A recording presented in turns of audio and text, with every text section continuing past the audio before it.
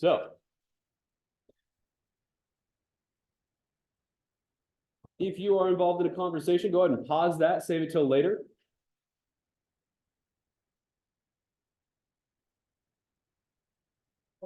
And let's start talking about this stuff here. So take a look. Pause your conversations, put your phones away, get a pencil, get a calculator. Product of powers. This right here, everything here, by the way, is stuff that you learned in Algebra 1. Every single thing here was part of a lesson, not even a lesson, it was an entire unit in Algebra 1 that talked about properties of exponents. So one of the properties of exponents we have is called the product of powers. If you have two numbers, you have two exponent values, and the base values are the same, you can put those together by adding the exponents together. For example, if you have 4 times 4 to the 2/3 power times 4 to the negative 1/3 power, you can add the exponents together and just use the base once. 2/3 plus negative 1/3, or 2/3 minus 1/3 is 1/3. So if you put those together, this would be 4 to the 1/3 power, or the cube root of 4. The next one says the quotient of powers. If you have two exponents being divided and they have the same base, you can subtract the exponents. So for example, 3 to the 4th power divided by 3 squared, you can subtract the exponents. 4 minus 2 is 2, which equals 3 squared. Keep the base the same, subtract the exponents. 3 squared is 9. If you have a power of a power, if you have an exponent and it's raised to another exponent, you can multiply the exponent. For example, if you have 7 cubed to the 2/3 power, you can multiply the 3 and the 2/3 together. 3 times 2 is 6. 6 divided by 3 is 2, which equals 7 squared, which ends up equaling, go ahead and write that out, 49. This is all stuff that you learned a couple of years ago in Algebra 1. Listen up. 2 more. Power of a product. You also learned this one. If you have two things multiplied together inside of a set of parentheses and an exponent on the outside, every single item on the inside of the parentheses gets that exponent applied to it. So a times b to the power of m means that you have a to the power of m times b to the power of m. For example, if you have 16x to the 1/2 power, that 1/2 applies to the 16 and the x. 16 to the 1/2 power times x to the 1/2 power. 1/2 power means square root, so the square root of 16 is 4, which is why that says 4x to the 1/2 power. The final one here is a negative exponent, and negative exponents create fractions. They do not create negative numbers. Have I shown you that pattern in this class before about why that works? No? Okay. Real quick. Listen up.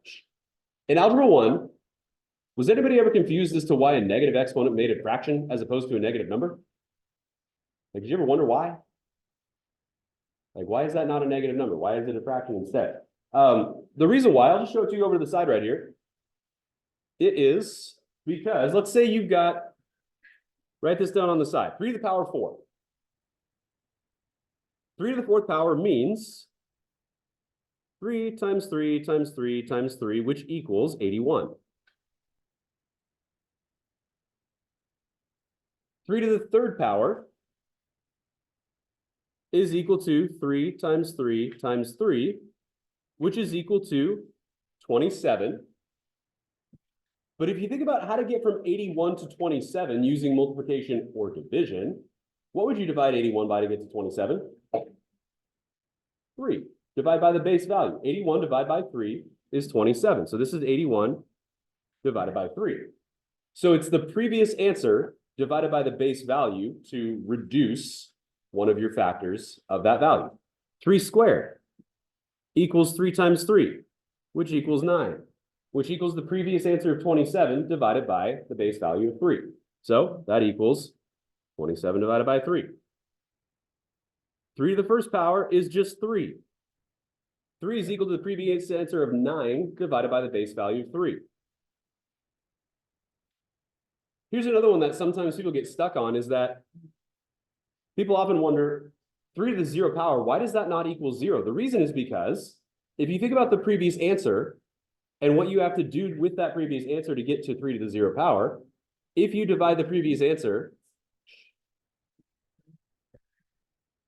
As up here, please. Thanks. If you divide the previous answer by the base value, that's 3 divided by 3, which is 1. And you probably learned this as well. 0 as an exponent, back in algebra 1, anything to the 0 power equals 1. And the reason for that is you're dividing the number by itself. That's why. If we keep this pattern going, 3 to the negative 1, take the previous answer of 1, divide by the base value, that equals 1/3. If we keep going, 3 to the negative 2, take the previous answer, divide by the base value, 1/3 divided by 3 is 1/9. Or 1/3 squared. That's why negative exponents make fractions.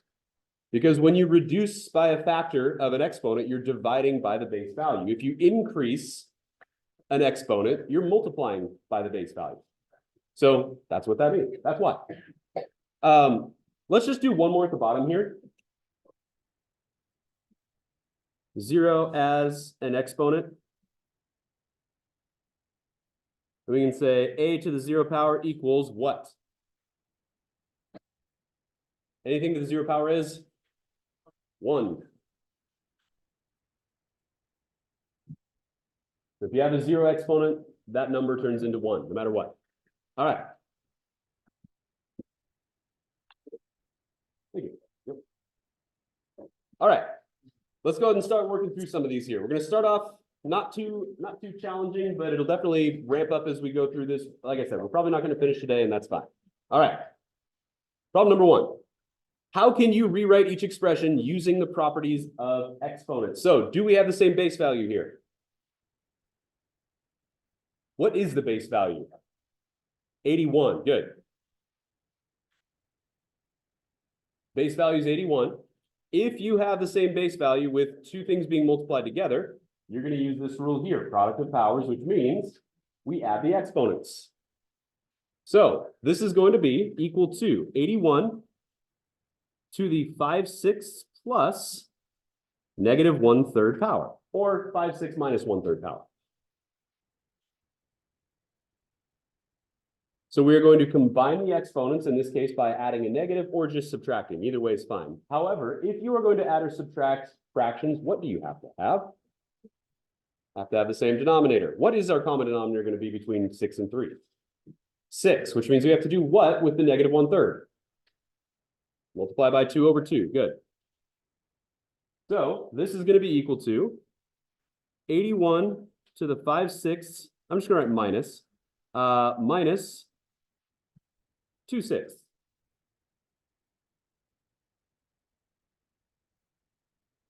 When you subtract fractions that have the same denominator, just subtract the numerators. What's 5 minus 2? Shh.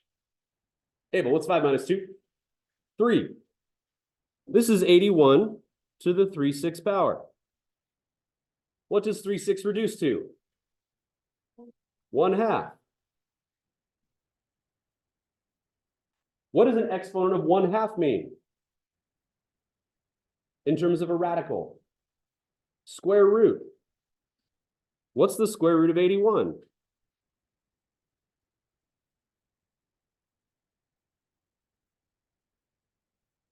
What number times itself equals 81? 9. So take a look at that. We just did that problem and solved it without a calculator. We used exponent rules, converted it back to a radical, square rooted 81, we got 9. So you could use a calculator for that, or you could use properties of exponents and converting a rational exponent to a radical and then solving and getting a whole number value. All right, let's try the next one. Any questions on this? Cool.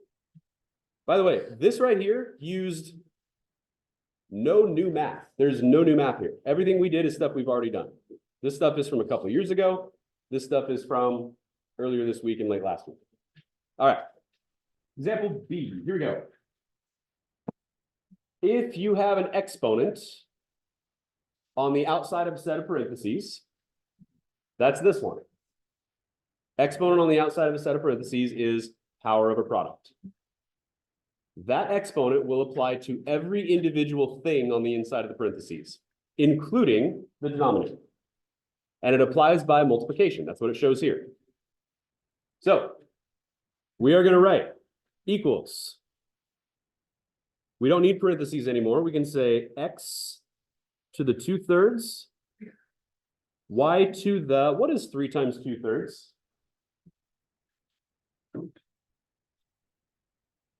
What's 3 times 2/3? Whole number times numerator divide. 2, yeah. Y squared over, what is 1/2 times 2/3?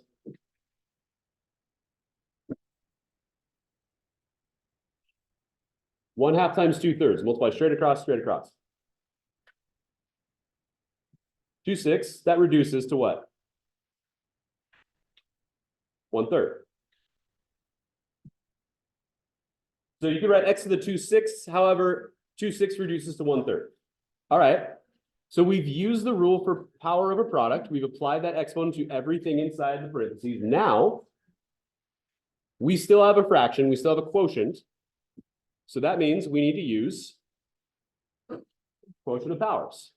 If we have the same base, both on the numerator and the denominator, we can subtract the exponents with that base. So we have the same base here and here, x and x. So we're going to end up subtracting those exponents, 2/3 minus 1/3. I'm just going to write that for this first example. X to the 2/3 minus 1/3 times y squared. What is 2/3 minus 1/3? 1/3. So x to the 1/3 y squared. That is our answer for the second problem.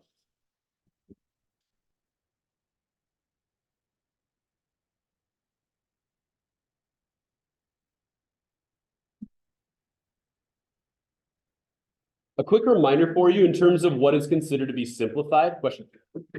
Nope. All right, so listen up. Quick reminder on what's considered to be simplified. You cannot have a negative exponent in your expression and have it be considered simplified. That's why we turn negative exponents into fractions. If you have more than one of the same base value, you are also not simplified.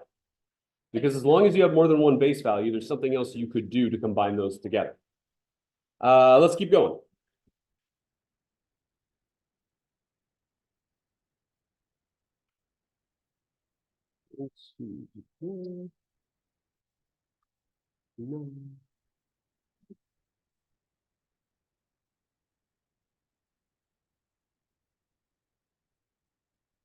There is one thing at the end here, by the way.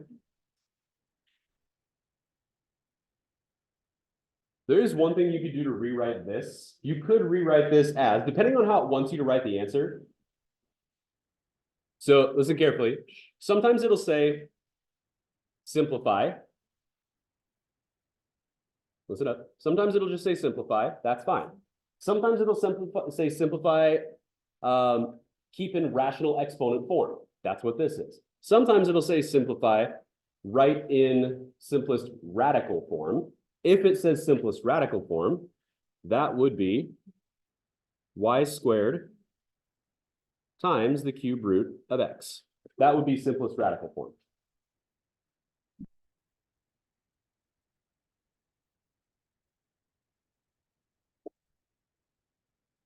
Yeah. So those are your options for answers on this one. So we talked about converting rational exponents to radicals and vice versa. Depending on how it tells you to answer it, either one of those is okay. If it doesn't specify what form to write your answer in, you can use either one. All right. Let's see. Let's go and work through these together because those did not print all that well. These fractions don't print very nicely, do they? Okay. So what should our first step be on A? Yeah. Technically it's not distributing, but I know what you mean. Yeah. Sorry, I'm really picky about the vocab when it comes to this. Like, especially with Algebra 1, I always tell my Algebra 1 students, this is very much like the distributive property, but it is not the distributive property. It's like we're distributing an exponent, even though that's not really a thing. So if you say it, just kind of understand that that's not technically what it is, but you're welcome to say that, just as long as you know you're not actually using the distributive property. Okay. So that's going to give us 3 to the 1/2 power over what? 32 to the, that's 2/5 to begin with, by the way. What's that? That would be 32 to the 2/10 power, yes, which would be 1/5, right? Okay. 32 to the 1/5 power. So let's see. 3 to the 1/2 power is equal to the square root of 3, which doesn't simplify. So we can just write square root of 3. And 32 to the 1/5 power, here's where that paper that I gave you is going to come in handy. Because if you don't know your fifth roots off the top of your head, and I'm guessing a lot of you don't, look for the number 32 as a base value on this paper, not a base value, but as an answer on this paper. Look for 32 as an answer with a number that has an exponent of 5. 2. So it's right here. 32 is equal to 2 to the 5th power, which means that 32 to the 1/5 power, the fifth root of 32, is equal to 2. So you can use this paper to figure out square roots, third roots, fourth roots, fifth roots, sixth roots, all that kind of stuff. So this on the denominator equals 2. So root 3 over 2 is our answer. And that can be done in 2 steps.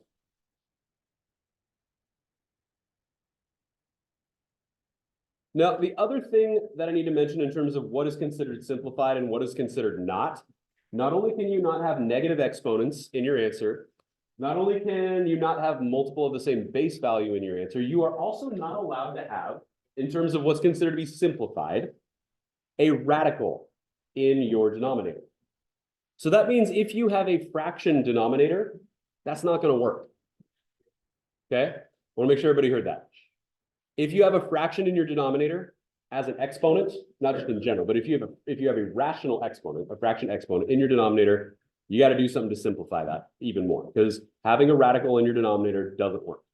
And I'll talk about what that might look like, because we will see that today as well. So here we go. Next problem here, the step outside the parentheses, we don't need to do anything with this yet, because we still have this 2/3 that we have to apply to the a and b to the 1/2 by multiplication. So we're going to have 2a, and I believe that's a 1/3. So 2a to the 1/3. And then we don't need the parentheses anymore, times a to the 2/3 and b to the what?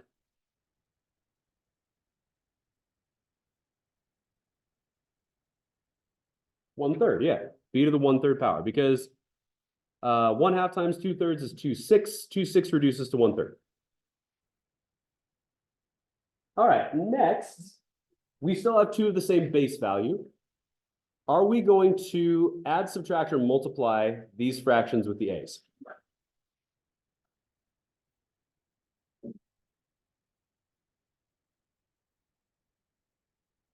Your options are add, subtract, or multiply the exponents. Add, yeah. We're using this one right here. 2 of the same base value taken to different exponents means you're going to add the exponents together. So we're going to add 1/3 and 2/3. What's 1/3 plus 2/3? 3/3, which is 1, which means it's just a. So we're going to get 2a times b to the 1/3, or 2a times the cube root of b. Depending on the form that the answer needs to be written in, it will be one of those two. Rational exponent, radical form.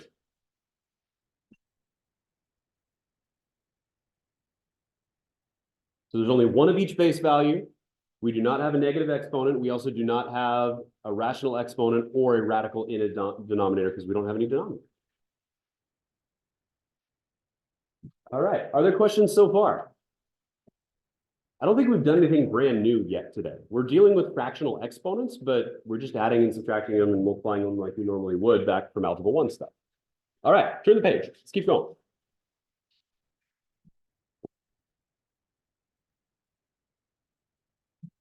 So this one says right here, use properties of exponents to rewrite radicals. So what we're going to do is change this into something with rational exponents. So how can you extend properties of exponents to derive properties of radicals? So how could you rewrite the nth root of AB? How can you rewrite the nth root of AB using properties of exponents? Assume A and B are positive. So if I was to say,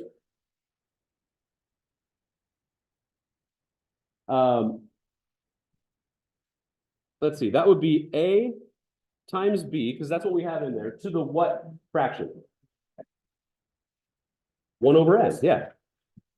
AB to the 1 over n. So your exponent will be 1 over n. From there, we can use the power of a product.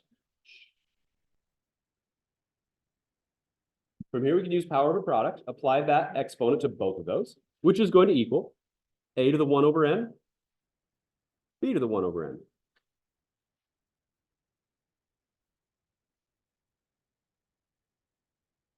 This is going to seem pretty circular by the time we're done with it, just so you know, because it's basically, we're creating a loop, kind of like what we did with transitioning from radicals to rational exponents. So the next thing we can say is that this is equal to the nth root of A times the nth root of B.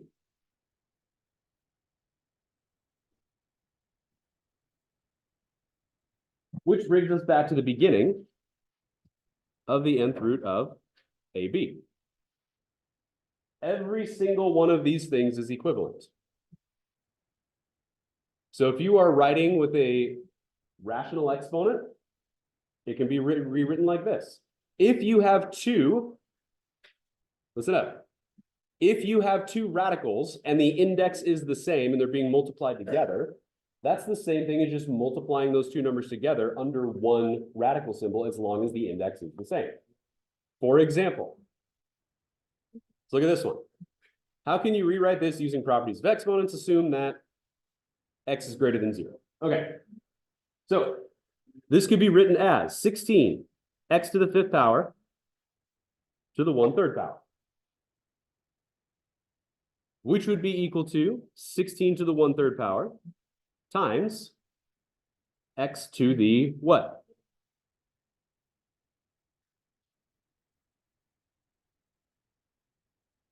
You guys, please stop talking the entire class. Thanks.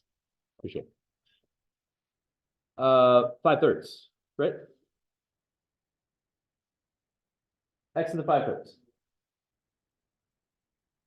Which would then be equal to the cube root of 16 times the cube root of x to the 5th power.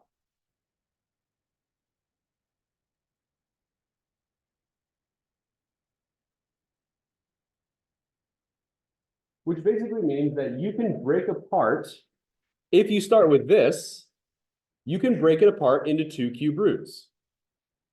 Now, we're not done with this. I just wanted to show you this process first, but we can actually keep simplifying this. Once we get to here, I'm going to put a little arrow here. Look for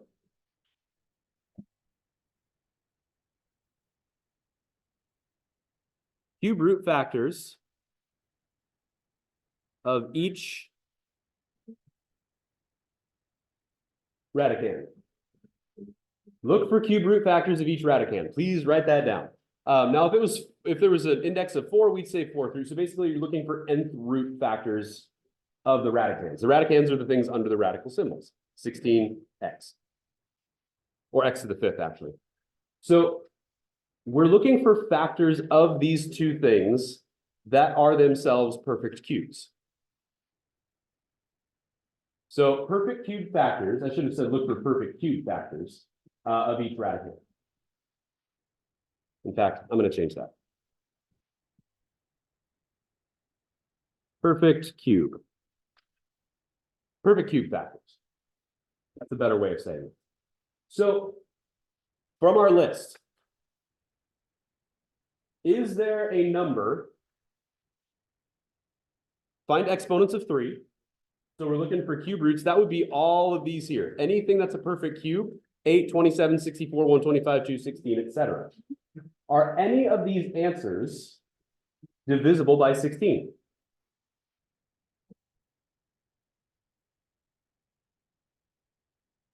Or sorry, is 16 divisible by any of those answers? That's the way I should ask that. Which one?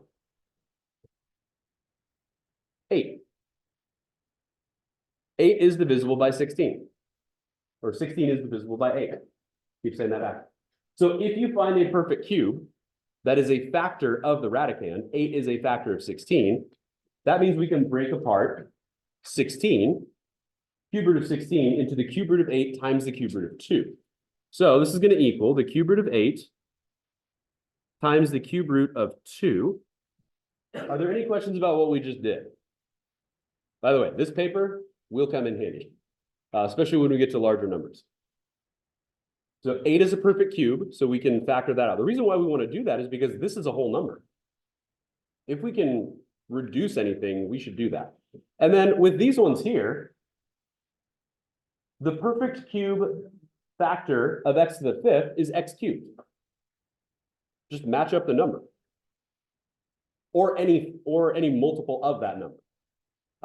3, 6, 9, 12. Any number that matches this or any multiple of that number is a perfect nth, whatever it is. So we can say times the cube root of x cubed times the cube root of x squared.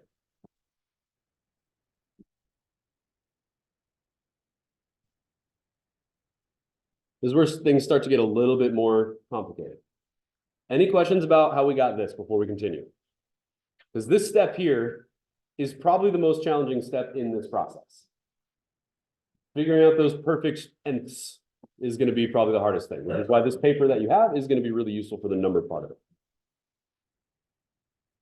I don't see any hands up. All right, let's keep going. What's the cube root of 8? What number times itself 3 times equals 8? 2. So we're going to get 2 times the cube root of 2 times the cube root of x cubed is just x times the cube root of x squared.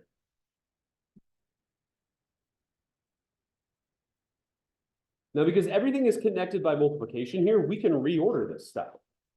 We can bring the x up next to the 2 and call this 2x times the cube root of 2 times the cube root of x squared. I am showing you every little tiny detail along the way here. It will not take this long to do this type of problem normally. And there's one more step because, take a look, because both of these radicals have the same index, kind of like both of those radicals have the same index, we can put them underneath the same radical with that index to finish things off. So 2x squared can go under the same cube root symbol. So the answer is going to be 2x times the cube root of 2x squared. In fact, the answer is sitting right down here the whole time.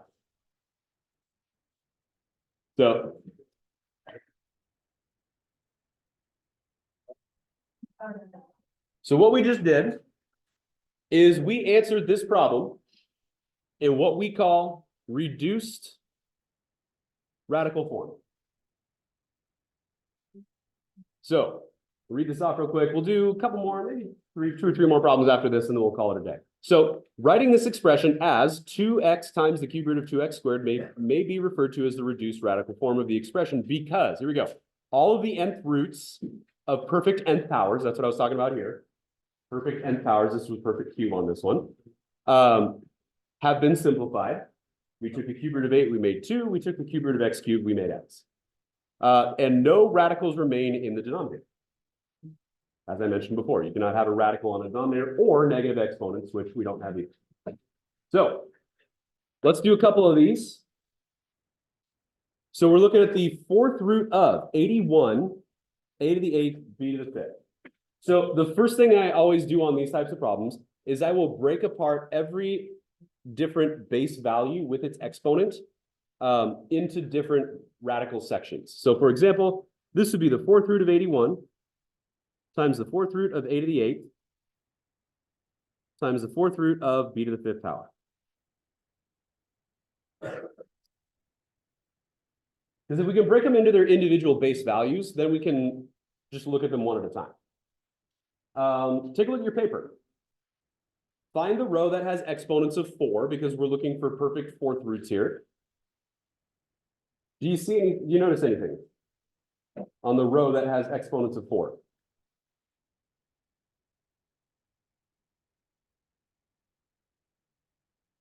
You see an answer on that row, 81. And what's the base value associated with that? 3. So the fourth root of 81 is 3. So this just simplifies the 3. That's nice. Now, a to the 8th power is also a perfect fourth because 8 is a multiple of 4. And the way that you can do this is you can just take your exponent and divide by your index. What's 8 divided by 4? 2. So this is going to be a squared. So no more radical over the 81, no more radical over the a.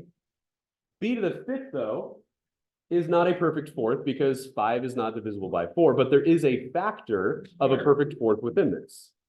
So we can split b to the 5th into the fourth root of b to the 4th times the fourth root of b. Because b to the 4th times b is b to the 5th. And if we break it into a perfect fourth and a non-perfect fourth, we can simplify the perfect fourth version of it and then keep the non-perfect fourth under the radical. What does this turn into? Just b. Yeah, that's just b. 4 divided by 4 is 1. B to the first is b. So this is going to be 3a squared b times the fourth root of b. Notice how much quicker that was than the first example we did. Like I said, I'll give you way too many details on that first one through because I really want you to understand the process. After that, we can shorten it up a lot, which is kind of nice.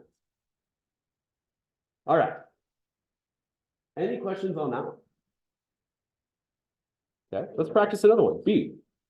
Every single thing underneath this radical symbol can have the radical symbol applied to it, including the denominator. So we are going to have the cube root of x squared.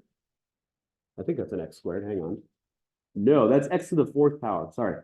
Cube root of x to the 4th power times the cube root of y squared divided by the cube root of 125 times the cube root of x. That's the first thing we're going to do. Break apart everything into its individual nth root value. Of the 4 terms that we have under their individual cube roots, are any of them perfect cubes / do any of them have perfect cube factors?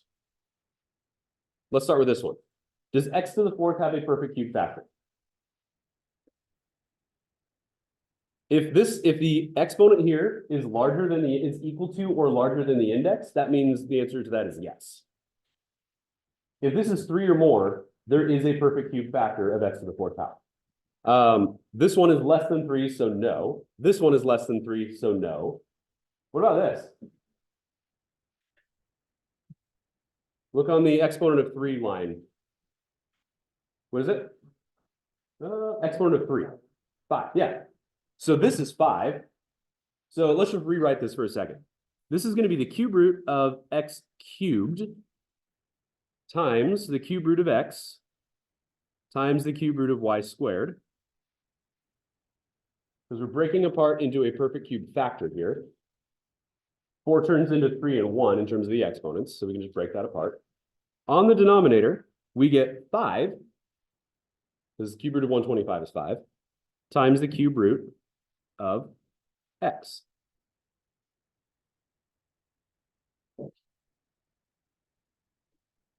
So the cube root of x cubed turns into x. So this is going to equal x. I want you to notice something real quick for me. Cube root of x divided by the cube root of x. What's the cube root of x divided by the cube root of x?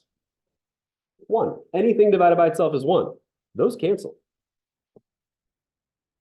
If you were to rewrite those as rational exponents, you would have x to the 1/3 power over x to the 1/3 power.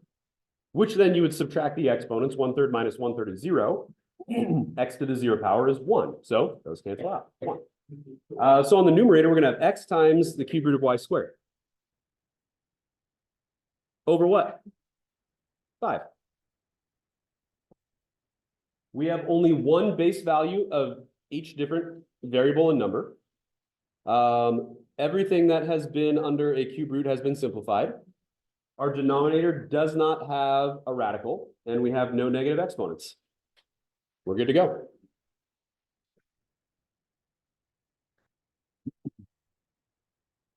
Any questions there?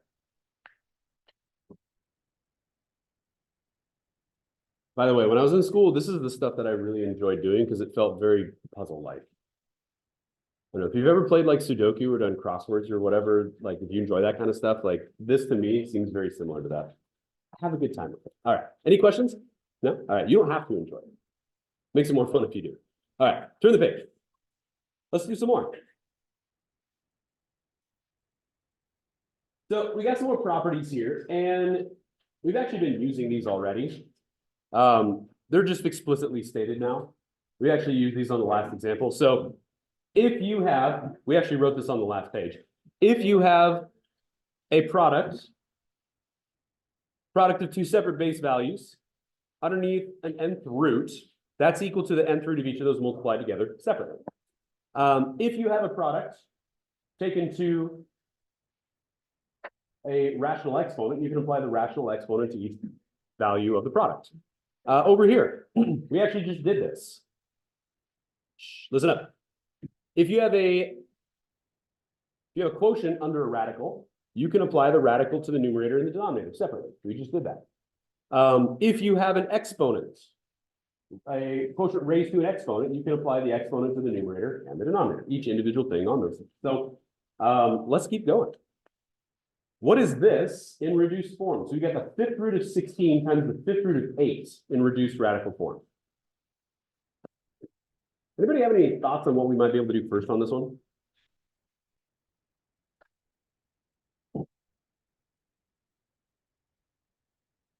This is all just numbers, right? There's no variables here. So if all you have are numbers, are the index values the same? Yeah, okay. So that's going to be equal to the fifth root of 16 times 8. What is 16 times 8?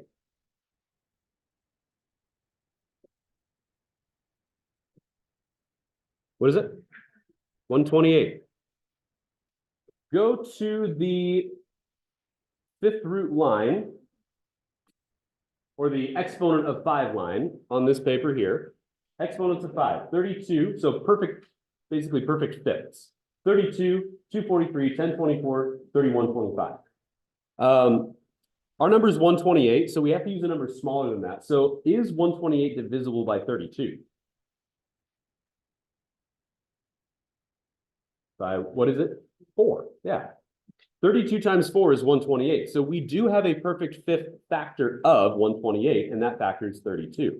So we can say this is equal to the fifth root of 32 times the fifth root of 4. So we're basically just taking our original two factors of 128, 16 and 8, multiplying them together, finding an actual perfect fifth factor, which is 32, and then we can simplify. What is the fifth root of 32? 2. So the answer is 2 times the fifth root of 4.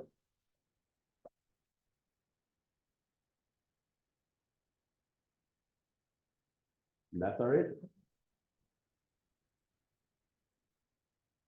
Any questions about that? So if you start with separate radicals, but similar, the same indexes, just multiply the stuff under the radicals and then see if you can find a perfect nth factor. Divide it out, simplify it, and you're good to go. Let's keep going here. What is this in reduced radical form? Now, this one's going to take a little bit of, call it massaging. Because this says the sixth root of 8x times the cube root of 2x. Now, This one I think is going to be best if we start off by writing this in rational exponent form. And I'll show you why in a second. So, let's see. We have, let's say 8x to the 1/6 power times 2x to the 1/3 power.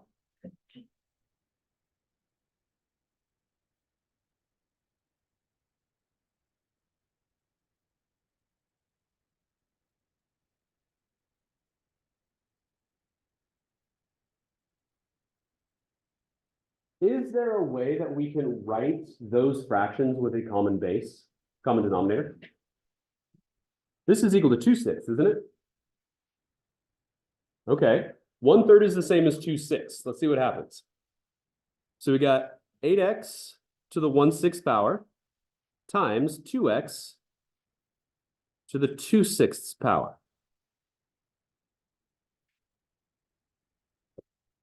Two six is the same as 2 times 1/6, isn't it? 2/6 is equal to 2 times 1/6, right? Yeah, okay. So we could write 8x to the 1/6 times, let's see, 2x,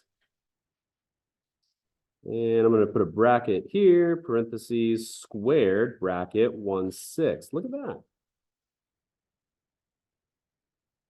Looks to me like we have a common index now.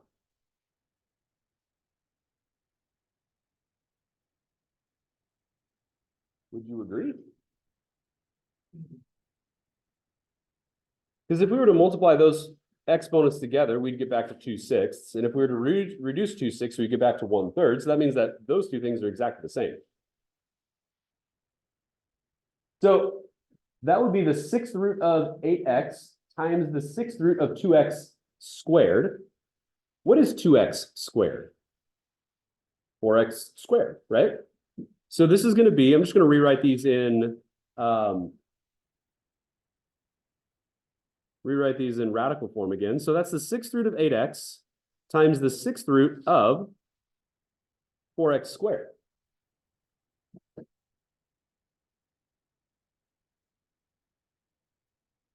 Now we can multiply those two things together.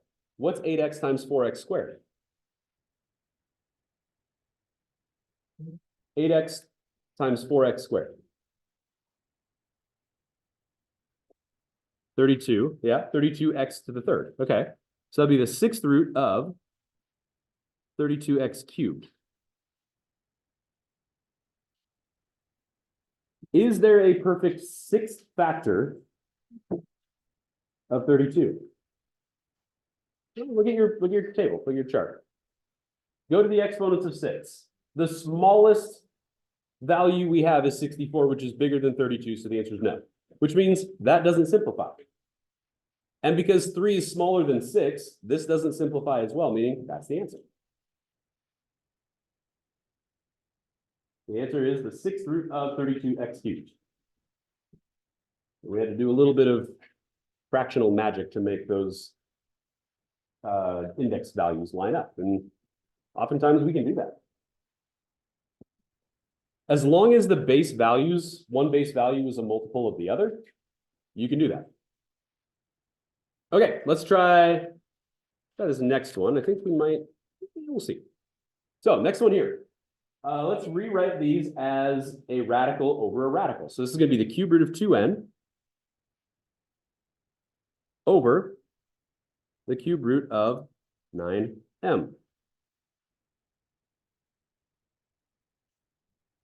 By the way, if that fraction were to reduce, we should probably do that first before breaking it apart, right? If 2/9 reduces, reduce it. It doesn't, but if it did, we would.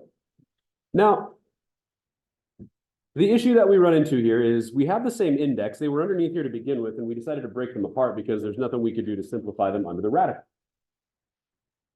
We are also not allowed to have a radical in our denominator. So like as it stands, there's nothing we can do to simplify these or reduce any of these things further.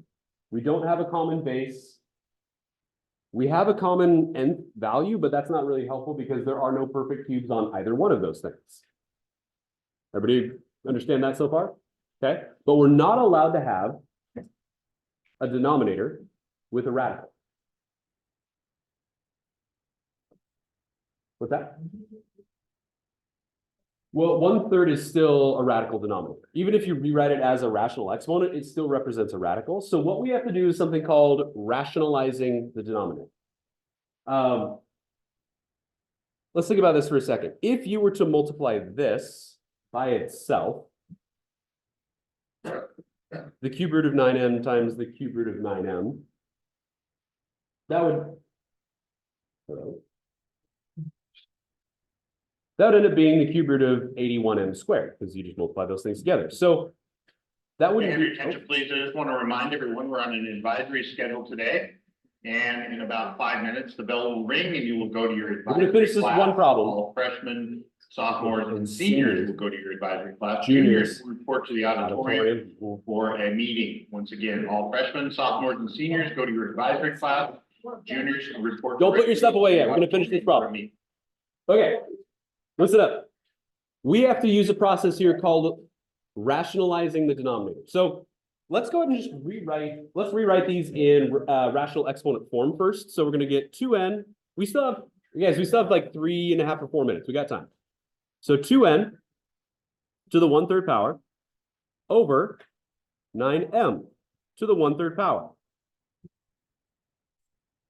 So here's our goal. Listen up. We have to get an exponent that is not a fraction. In fact, we should get an exponent that's equal to 1.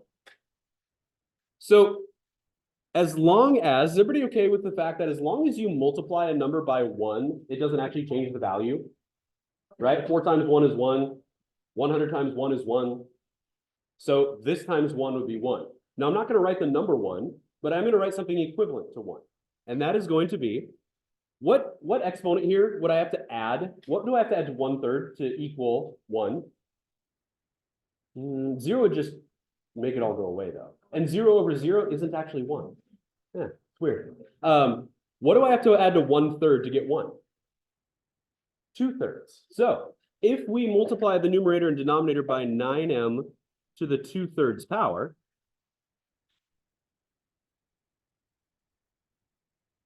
we're not done yet. We still have like 3 minutes left, guys. Pay attention, please. Shh, we got 3 minutes. Would everybody agree that this is the same on the numerator and denominator? So if we divided that, what would you get? What happens if you divide something by itself? You get 1. So this is 1. We're multiplying by 1.